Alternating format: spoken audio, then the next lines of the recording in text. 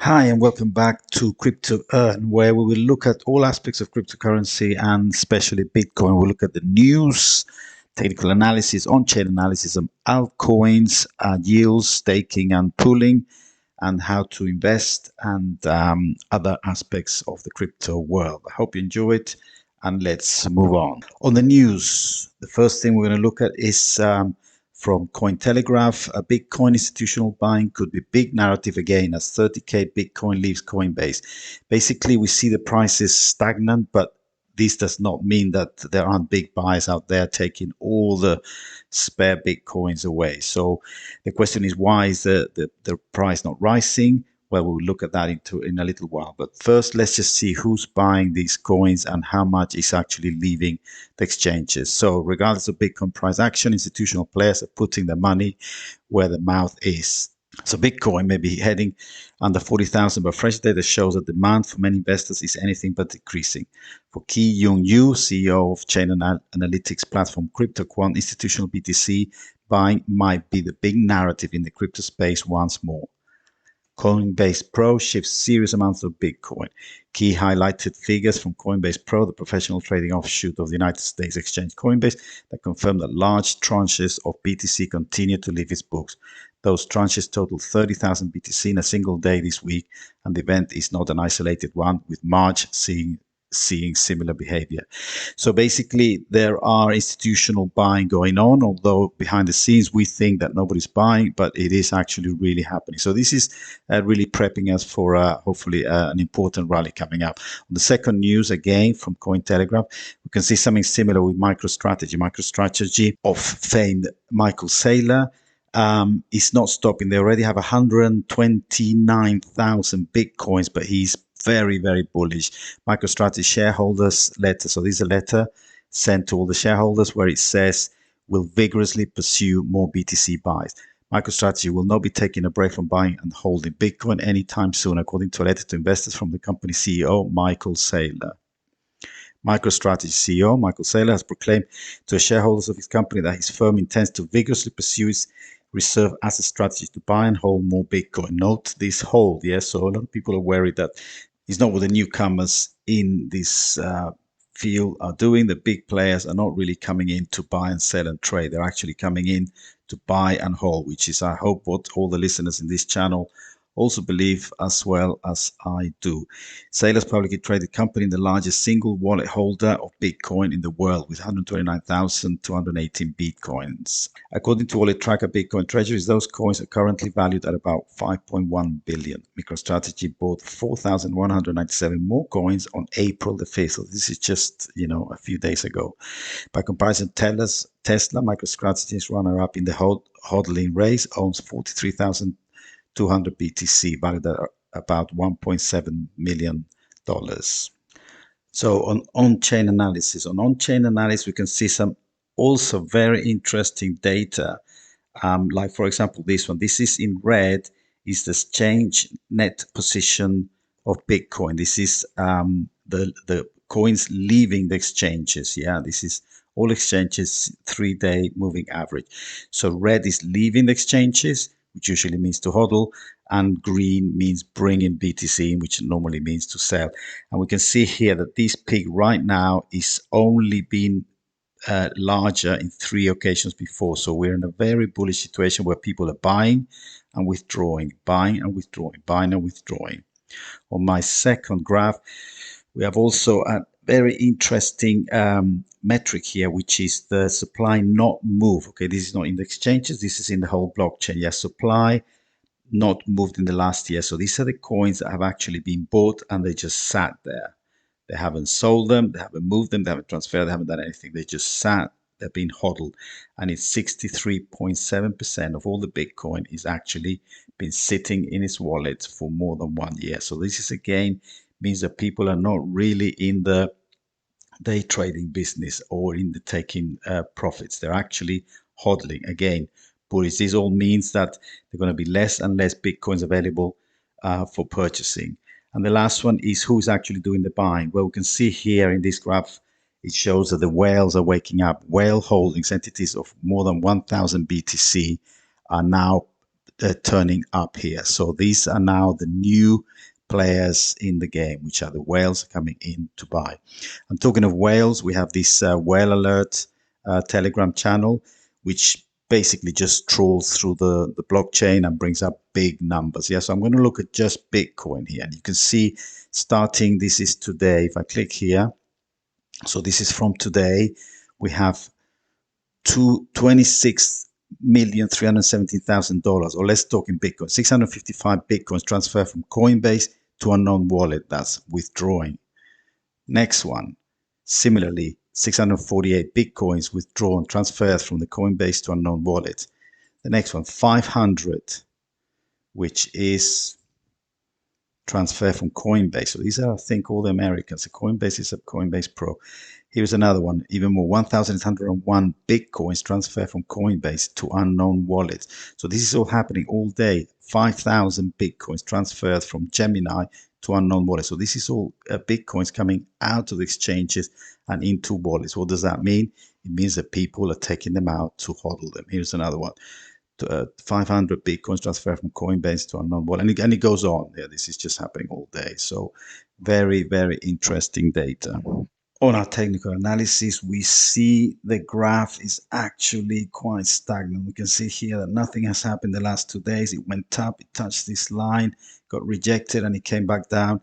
It hit the base, the support, and it bounced up again. And there it's been. It's just getting into a tighter and tighter triangle. And you know what happens when it gets into a wedge?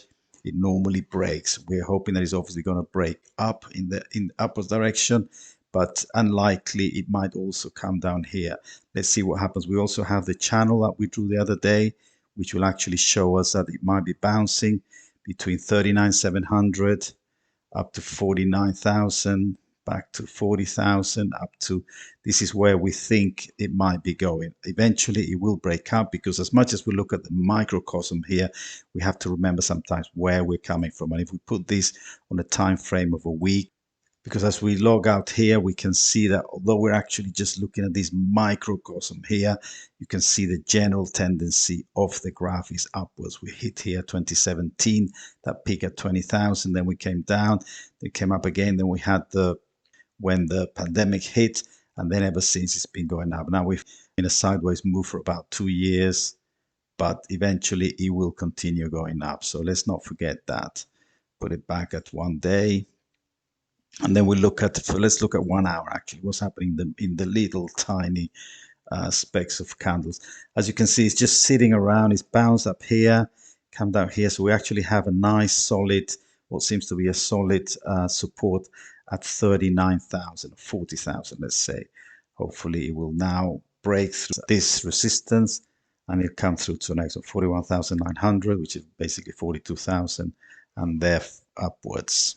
On the altcoins today, I want to look briefly at Luna, because Luna's also been buying massive amounts of Bitcoins. And let's see a little bit what Luna is doing. So TERRA buys another 100 million worth of BTC. TERRA seems nowhere near concerned regarding the ongoing crypto dip. This is what we say, buy the dip, not just worry and sell. Instead, it topped up its Bitcoin reserves with an additional purchase of 100 million worth of the asset. Earlier this year, Do Kwon, founder and CEO of Terraform Labs, revealed the company's intention to introduce stablecoin UST, which will be backed by Bitcoin reserves worth in a total of 100 billion instead of fiat currency. So they're going to buy 100 billion worth of Bitcoin to actually sustain this stablecoin. The top executive asserted that the protocol will accumulate significant amounts of assets in time. Shortly after Terra went on its buying spree, the first two transactions happened in March, both for approximately 1,500 BTC. Shortly after, the project purchased 2,143 in a single transaction with about 140 million at the moment of the settlement.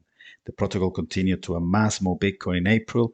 At the beginning of the month, it bought 230 million in Bitcoin. A few days later, the Luna Foundation Guard LFG pool purchased an additional 176 million worth of Bitcoin, of the primary cryptocurrency Bitcoin.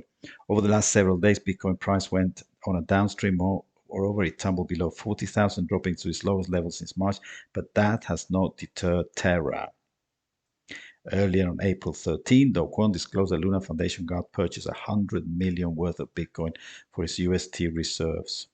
So it just goes on adding the latest transaction to equation. The protocol now holds 42,406.92 Bitcoin. Calculated at the current prices, this equates to about $1.7 billion. But remember, the original intention is 10 billion. So this guy or this foundation still has another 8.3 billion worth of Bitcoin to buy. So where do we think the prices are going to go? I'm very bullish, and I hope you guys are as well. Now, what's TERRA? I mean, some of you might know a little bit about it, or have heard, or just have an inkling, but let's just go through briefly what TERRA is. This is a nice explanation. What is TERRA? The algorithmic stablecoin protocol explained. Now, stablecoin we know as Tether, yeah, USDT, and Binance One BUSD and USCD. So these are actually just basically pegged to the dollar. They actually have a backing in terms of dollars or other assets, but they're actually in the very simple sense just one coin pegged to another, like some countries peg their currencies to the dollar, for example. But now these new type of coins, like UST from Terra, is an algorithmic stable coin. Yeah, Terra is a Cosmos-based protocol that powers a suite of algorithmic stable coins. Those coins pegs are maintained by a coin called Luna. Terra is a blockchain protocol underpinned by a suite of decentralized stablecoins. The most popular is called Terra USD or UST. The stablecoins maintain their pegs through a coin called Luna, and Luna is a volatile cryptocurrency. The elasticity of its supply keeps the prices of its stablecoins in check. So, peek behind the hood of the leading stablecoins cryptocurrencies pegged to the price of another asset, like Tether or UST, most commonly the USD dollar, and things don't look so stable at all. Take Tether, an opaque governance structure, a New York Attorney General lawsuit, and an undisclosed commercial paper holdings might give investors pause. So this is what he's saying about the current and standard stablecoin. Decentralized stablecoins try to avoid these governance issues by maintaining their pegs through algorithms. Basically, it's by mathematics, yeah, by formulas, instead of through vast reserves of cash and debt. So Terra USD, produced by Terraform Labs, is one such stablecoin. It has others pegged to different world currencies. It maintains its peg to the US dollar through a network of arbitrageurs who buy and sell Terra's volatile cryptocurrency Luna, also confusingly known as Terra, which is the seventh largest cryptocurrency as of March 2022.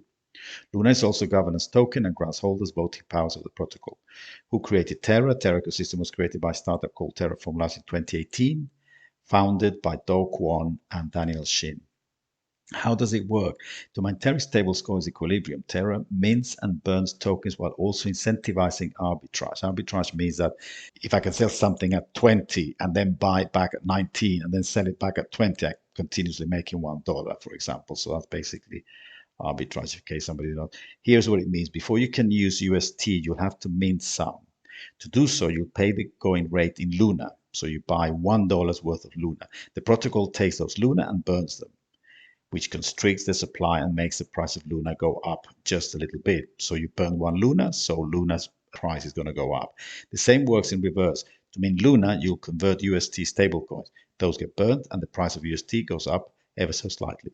So basically, you're using the other coin, Luna against UST and UST against Luna, by creating an arbitrage where people are actually trying to make some money, and this will actually keep the two coins pegged to the $1. Why might you want to do this? In addition to using the asset for some service or utility, there's a potential arbitrage opportunity.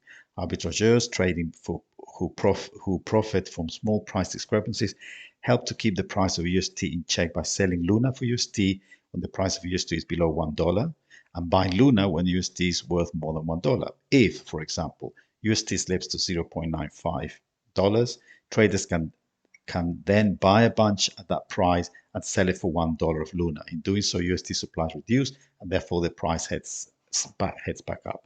So this is basically an algorithm coin, and this is how it works. But obviously, there are some potential problems, which is if the arbitrageurs, basically decide to pack their bags and go and play in some other park, then it might fall apart. So what this foundation is doing is also, on top of actually having this system, which is automatic, they also want to have this stash of $10 billion worth of Bitcoin to actually support it if it ever starts dropping fast. This mechanism powers TERRA's other stablecoins, including stablecoin pegged to the South Korean won and another pegged to a basket of leading world currencies. TERRA's white paper claims that the elasticity of lunar supply means that the stablecoins will never fall out of kilter. Still, their success depends on arbitrageurs' continued interest in UST. If arbitrageurs decide that UST is doomed to fail or move their money to other projects, some analysts fear that they might not arbitrage UST back to get to the $1.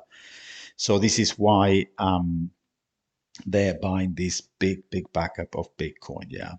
And now, well, you can continue reading this by yourself. But another interesting point I found here is that TERRA or UST is not the only algorithmic coin currency. This has been tried before, and one other very famous one is the DAI. Yeah, we can look into this in another day.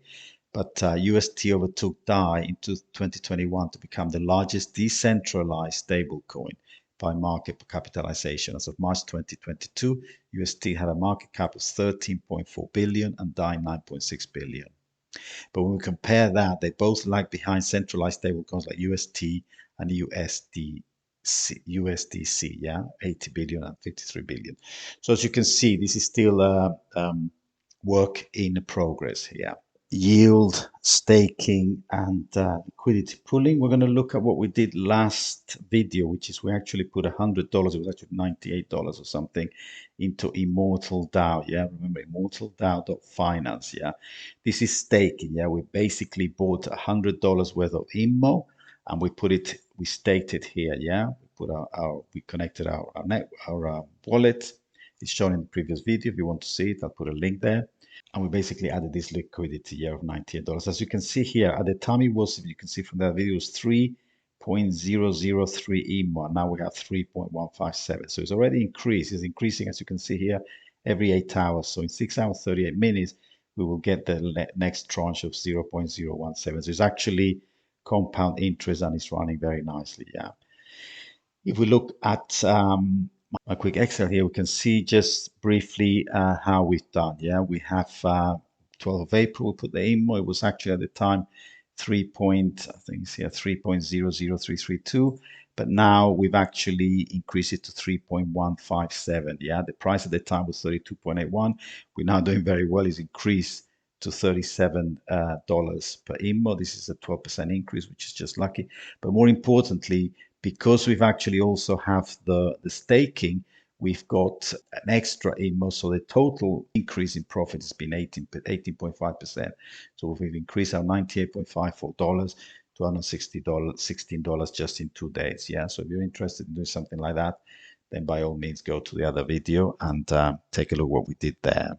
And then I also wanted to show you another staking possibility. This time it's not staking. Remember, yield farming is really where you just put the money like in the bank and you get 5% or 10% or whatever. Then staking is when you actually put your coins to work in the blockchain, yeah, in proof of stake type of coins where you actually need to have a number of people staking their coins, which is basically saying, you know, I own some of the stock or the coins, and I will actually help towards making completing the blockchain, yeah, confirming the block. So that's staking. And yield farming is actually where you have one of these decentralized exchange, where being decentralized, it means that nobody really has the tokens. Yeah, like for example, Binance, they will actually sell you Luna, or they will sell you Solana, or they will sell you ADA because they have them there in stock. Yeah, but in a decentralized exchange, nobody really has that amount of inventory or stock. So how they work is that people like you and I are invited to come in and actually put the liquidity. Yeah. So if you go to farms, actually ask me to connect the wallet. Remember the wallet here. This is Nomiswap or Nominex. It's actually a Binance chain coin. So it runs on the Binance chain. And that's why if I have my MetaMask installed on the Binance Smart Chain, then I can actually connect the wallet and it will find it automatically. And there is found the wallet ending in 8813.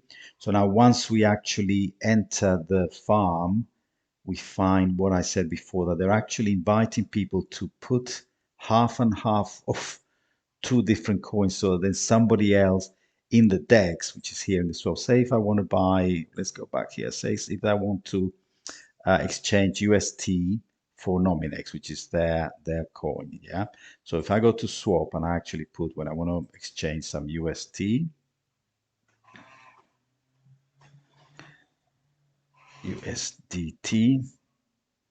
and I want to swap it for NMX.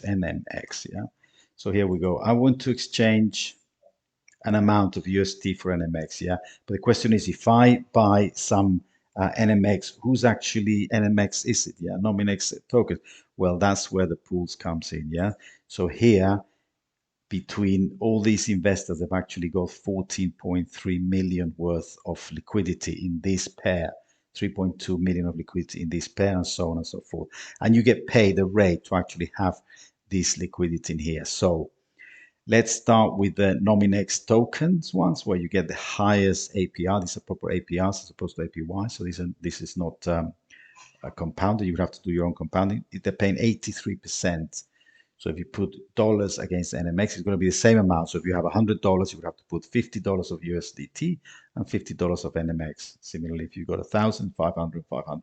But you would get a very nice APR here, nice yield. If it's NMX with BNB, you would get 124, which is even better. And if you got NMX and USD, you get 122. Well, some people might say, well, you know, I don't really trust these sort of funny coins or whatever. But I mean, this Nomiswap, which is a decentralized exchange, is actually like the little sister or little brother of an actual centralized exchange. And this is Nominex, yeah, nominex.io, if you want to go in there. Now, this is a serious exchange. It's actually an official Binance broker, so it uses the Binance liquidity, so it doesn't have to start from scratch trying to get people to put their coins in. So it's actually got exactly the same liquidity as Binance, but it's got lower fees. So some people might want to work in this one instead of Binance because you get lower fees, and also you have no KYC. So if you actually want to open an account here, again, you can go to the description, and if you follow my link, we both get little goodies, and it's a way of supporting the channel. But this is, as I say, it's a serious exchange that has been going for, I think down here it says that it was created 2019 to 2022. So it's not just you know, sort of flash in the pan type of exchange. So going back to Nominex, so their coin is actually NMX. And if we check in COINGECKO, we find that the price has been actually, let's look at the last 90 days. So it's actually been, you know, bumbling around the one between 160 and 120. Yeah. So it's actually what I would say stable. I think what we need to shy away from is the curves that do this. Which you do see sometimes with very, you know, coins that have got very little future. So I wouldn't, you know, brush off actually staking or pooling a Nominex with USDT. Yeah, so that's one option. You can get your funds, and then we can do half and half here. I will do it in another video. Right now, I'm just showing you some of the possibilities we have with liquidity pools. Yeah, but if you're actually a little bit averse to risk, then you can go for something now safer than, you know, BUSD against USDT. This is stable against stable. You put half in BUSD and half in USDT, which is basically dollars, and you're getting 10%. Yeah. Here's another one. This is actually USDC and USDT, and you're getting 11%. So this is for absolute stable coins. And then another one that you could do is BNB and USDT, which is like half stable and half very solid, or ETH and BNB. I mean, you cannot get also more solid than that. And the nice thing about this is they might both go up and down at the same together, so you won't get impermanent loss that can happen if the USDT, which doesn't move, stays still, but the BNB, the Binance goes down by a lot. Then you get what is called impermanent loss. But anyhow, if you're interested, then leave a comment as to whether you're interested in doing this, and I will actually do another video showing you exactly how you do the liquidity pooling. And the nice thing here is that if you do any of these liquidity pools, you'll actually get paid in Nominex, and then you can go to stake it, and you can actually stake your NMX at 128. So that's beautiful. Yeah. So you got your farm where you actually have your, you know, you put your USDT with NMX or BNB, and then you come here and you get your earnings. You stake them 128, so you're earning on two sides. And then on the trading and investing, one tool to actually keep tabs of your coins, or at least in my case, because I do a little bit of a control freak, I do like to know, what coins I have, which are these are my main. This is not the personal list; it's just an example. But these coins I do own. Yeah, I do own BNB, Luna, Dot, IOTA, and ADA. Yeah, these would be the amounts if you had your own portfolio.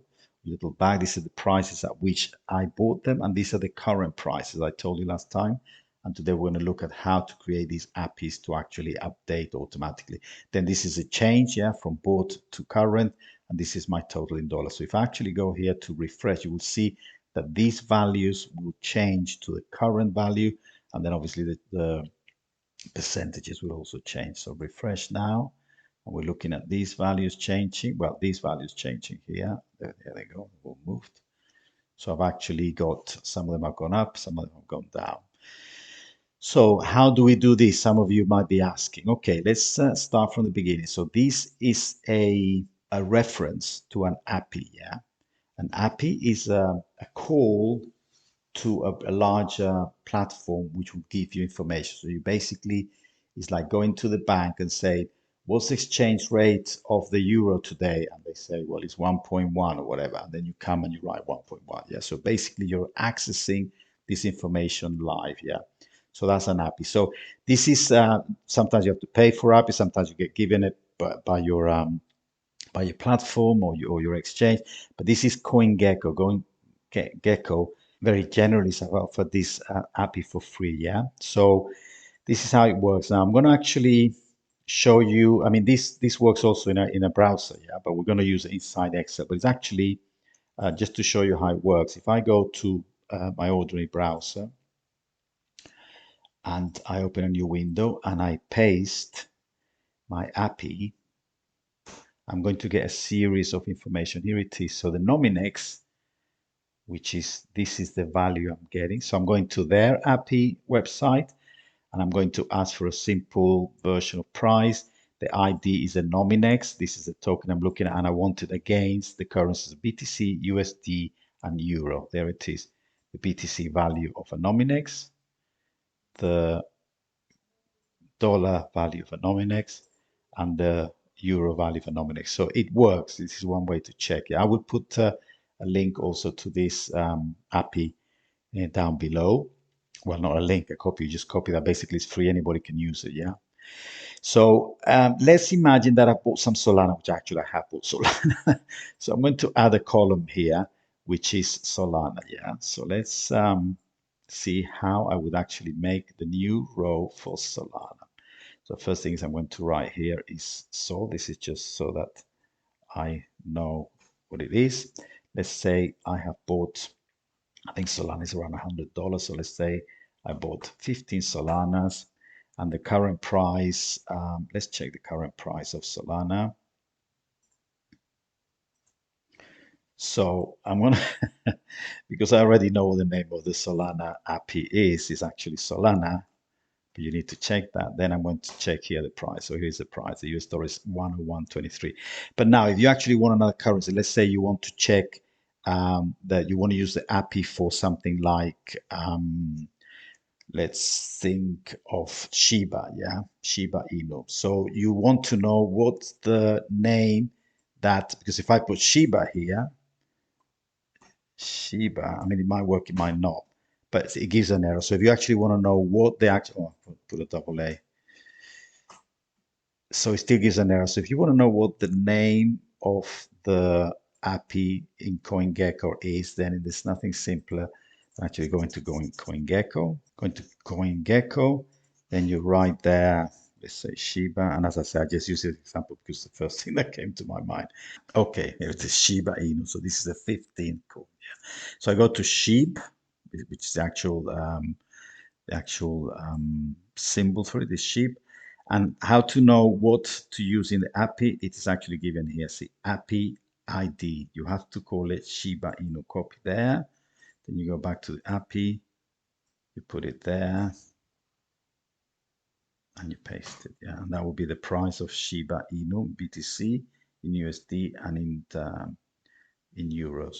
Okay, so we go back to my Excel. Yeah, so this, let's say the price was 101. Did we say so? I got sold. I bought 15. The price was 101 when I bought them. Yeah, let's find the current price. So to find the current price, yeah, so this is what we need to put here. Now, what I do is I copy the URL, then I go to data, then I go to from web, yeah, get data from web. This is if you have an Excel. Yeah, you obviously have to have a sort of relatively recent version of Excel. Then I put it here. Yeah, so I'm not going to do Nominex. Remember, I was going to do Solana.